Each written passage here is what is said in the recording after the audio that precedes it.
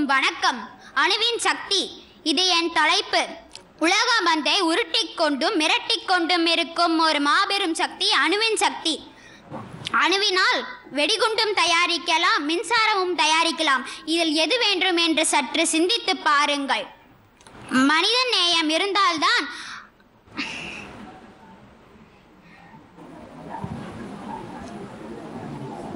கவலைப்படாதீங்க. முயற்சி தான் அதில் அணுசக்தியை ஆக்க சக்தியாக பயன்படுத்த முடியும். அவ்வளோதானே? சரி, கவலைப்பட வேண்டாம். குழந்தை நிச்சயமாக வளர்ச்சி அடைவேன்.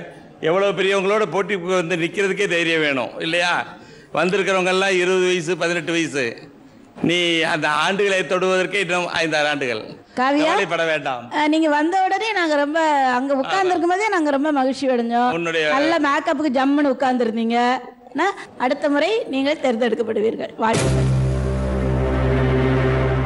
பட்டிமன்ற பேச்சாளர் என்ற கனவுடன் களமிறங்கிய காவ்யா முதல் சுற்றில் வெற்றி பெற்று 2ஆம் சுற்றில் அணுசக்தி என்ற தலைப்பில் பேச துவங்கியதும் பதற்றத்தில் தடுமாறினார். பட்டிமன்றத்தில் பேசும் வாய்ப்பினை இழந்த காவ்யாவை அவரது ஆசிரியை ஜானகி ஆறுதல் கூறி சமாதானப்படுத்தினார்.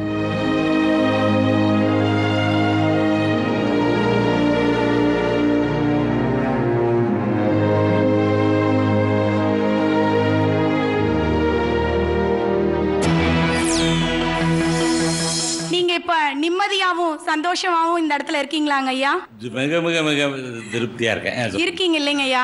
அந்த நிம்மதிக்கு காரணம் என்னன்னு தெரியுதுங்களாங்க ஐயா? என்னுடைய ஸ்ரீமதி.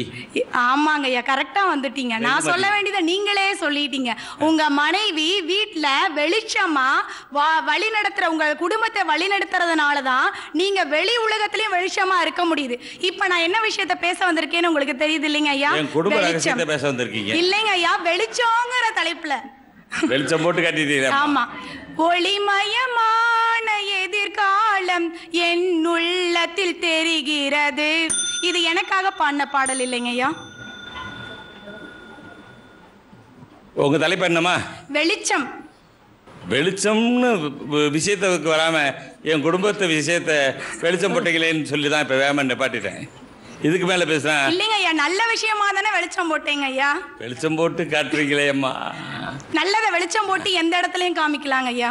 சரி, நல்லத காட்டினா உங்களை செலக்ட் பண்ணலாமா வேண்டாமா? என்னங்க ஐயா? உண்மையை சொன்னா என்ன ஆகும்? நீங்க சொன்னது உண்மைனா நீங்க தோல்வியை ஒத்துக்கணும். உண்மை நீங்க சொன்னது பொய்னா உங்களுக்கு வெற்றி நிச்சயம். நீங்க பொய்ன்னு சொன்னீங்கன்னா உங்களை செலக்ட் பண்றோம். எந்த ஒரு ஆணின் வெற்றிக்கு பின்னாலும் ஒரு பெண் வெளிச்சமா தாங்க ஐயா இருக்கா. எந்த இடத்துல பெண் இருந்தாலும் அந்த இடத்துல ஒரு வெளிச்சம் கண்டிப்பா இருக்கு. நீங்கள் சொன்னது பொய் என்று சொன்னால் நீங்கள் இப்போது தேர்ச்சி. நீங்கள் சொன்னது உண்மை என்று சொன்னால் அடுத்த முறை வாய்ப்பு. இல்லைங்க ஐயா, உண்மைதாங்க ஐயா. இப்ப நீங்க சொன்னது உண்மைன்னு சொன்னா தேர்ந்தெடுப்பீங்க, பொய்ன்னு சொன்னா தேர்ந்தெடுக்க மாட்டீங்க. இது கையில வச்சுட்டு இந்த எறும்பு உயிரோட இருக்கா சாகுதான்னு கேட்கிற மாதிரி இருக்குதுங்க ஐயா. இந்த ஓமைக்கே நீங்க தேர்ந்தெடுக்கப்பட்டீர்கள். வாழ்த்துக்கள். நன்றி ஐயா.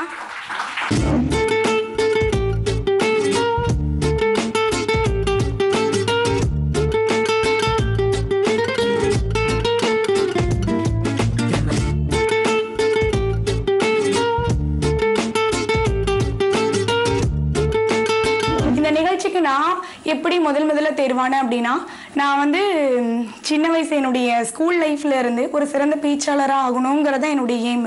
அப்படி ஒரு வாய்ப்பு எனக்கு தந்து மேடை ஏற்றுனதுன்னு பார்த்தீங்கன்னா ஞாயிறு பட்டிமன்றம் தான். அது முதல்ல ஆடிஷன் திருச்சியில் நடக்க போகுது அப்படின்னு சொன்னோன்னே எங்களுக்கு ஒரு சந்தோஷமான நிகழ்ச்சி. பட்டிமன்றம் அப்படிங்கிற ஒரு விஷயம் எதுக்காக நம்ம செய்கிறோம் அப்படின்னு கேட்டாங்க. பட்டிமன்றம் அப்படிங்கிறது படித்தவங்களுக்காக வைக்கிறது கிடையாது. படிக்காத அறியாமையோடு இருக்க மக்களுக்கு நம்மளால் முடிஞ்ச விஷயங்களை அவங்களுக்கு போய் எளிமையாக சேர்க்கக்கூடியதான் பட்டிமன்றம். அதனால நீங்கள் பேசக்கூடிய விஷயங்கள் அவங்களுடைய மனசில் போய் தெளிவாக படுற மாதிரி நீங்கள் பேசணும் அப்படிங்கிற ஒரு விஷயத்த கொடுத்தாங்க. அந்த காலத்தில் பார்த்தீங்கன்னா பெண்கள் வீட்டை விட்டு வெளியே வர முடியாது.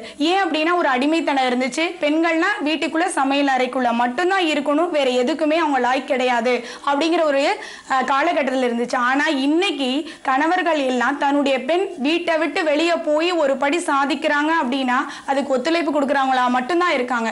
இன்னைக்கு நான் வந்து எனக்கு பேச்சு திறமை இருக்கு, எல்லாமே இருக்கு அப்படின்னு நான் எங்க வீட்டுல மட்டும் சொல்லிட்டு இருந்து என்னை கணவர் வெளியே விடலை அப்படின்னா இந்த ஒரு இடத்துல நான் வந்து நின்றுக்கவே முடியாது. நாங்கள் இங்கே இருக்கவங்க எல்லாமே SBMல ஒர்க் பண்ணுற டீச்சர்ஸ், எங்கள் கூட ஒர்க் பண்ணுற சக தோழி, அவங்க நல்ல ஒரு குட் டீச்சர். அவங்க ஜானகி இதில் வந்து ஞாயிறு பட்டிமன்றம் இந்த டிவியில் வந்து அவங்க செலக்ட் ஆகிருக்கிறது எங்களுக்கெல்லாம் ரொம்ப பெருமையாக இருக்குது. பேசிக்காக அவங்க வந்து பார்த்திங்கன்னா she is a good orator. நிறைய இந்த மாதிரி பேச்சு போட்டியில் நிறைய பார்ட்டிசிபேட் பண்ணி நிறைய ப்ரைஸஸ், அது இல்லாமல் அவங்க வின் பண்ணுறது இல்லாமல் ஸ்டூடெண்ட்ஸையும் நல்லபடியாக அவங்க வந்து என்கரேஜ் பண்ணி இன்ஸ்பயர் பண்ணி நிறைய பேரை முன்னுக்கு கொண்டு வந்திருக்காங்க.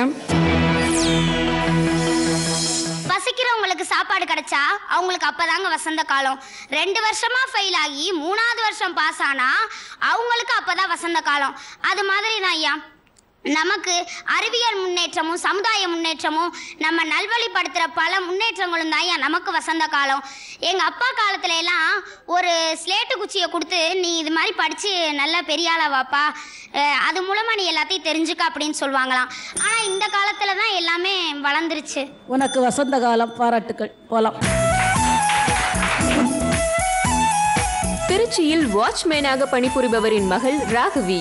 7ஆம் வகுப்பு பயிலும் இவர் பள்ளி அளவில் நடைபெற்ற பல்வேறு போட்டிகளில் வெற்றியாளராக வலம் வருகிறார். எனக்கு கொடுத்த தலைப்பு என்னன்னா வசந்த காலம் வந்தது. கொஞ்சம் கஷ்டம்னு சொல்லலாம், ஈஸின்னு சொல்லலாம். நான் எப்படியோ பேசிட்டேன், செலக்ட் ஆகிட்டேன். அதுக்கு எல்லாமே எங்கள் மிஸ்ஸு தான் காரணம், எங்கள் அம்மா அப்பாவும் தான். ராகவியோட அப்பா கட்டட வேலை பார்க்குறேன், வாட்ச்மேன் வேலை. நல்லா படிக்க, நல்லா பெரும்பாலும் கஷ்டப்பட்டு படிக்க வைக்கிறேன். நான் நிறைய ஸ்டேட் லெவல் காம்படிஷன்ஸில் எல்லாம் கலந்துட்டுருக்கேன், அதில் வின்னும் பண்ணியிருக்கேன். ஆனால் முதல் முறையாக இந்த ஒரு டிவியில் வந்திருக்கேன்னா அது ஜீ தமிழ் தான். என்னோடய திறமையை வெளிக்காட்டுறதுக்கு ஜீ தமிழ் எனக்கு ஒரு வாய்ப்பு தந்திருக்காங்க, அதை நான் பயன்படுத்திக்கிட்டேன். இன்னும் இது மாதிரி நிறையா ரவுண்ட்ஸ் எல்லாம் இருக்குது, அதுலேயும் நான் எந்த டாபிக் கொடுத்தாலும் பேசி வின் பண்ணுவேன்னு எனக்கு நம்பிக்கை இருக்குது.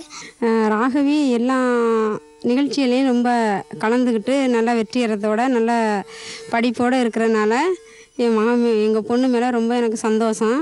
ஆனால் இன்னமும் இருந்து அவள் நல்லா ஒரு முயற்சி பண்ணுவாங்கிற நம்பிக்கை எங்களுக்கு. அவங்களுடைய மிஸ்ஸுகளும் நல்லா ஒத்துழைப்பு கொடுத்து எங்கே போனாலும் வெற்றி அடைஞ்சு தான் வர்றான். டிவியில் வர்றதே எனக்கு ரொம்ப பெருமை. அதை எல்லா மிஸ்ஸுகளும் ஒத்துழைப்பு கொடுத்து என் பிள்ளை நல்லா படிக்குதுன்னு நல்லா எனக்கு ரொம்ப பெருமையாக இருக்குது.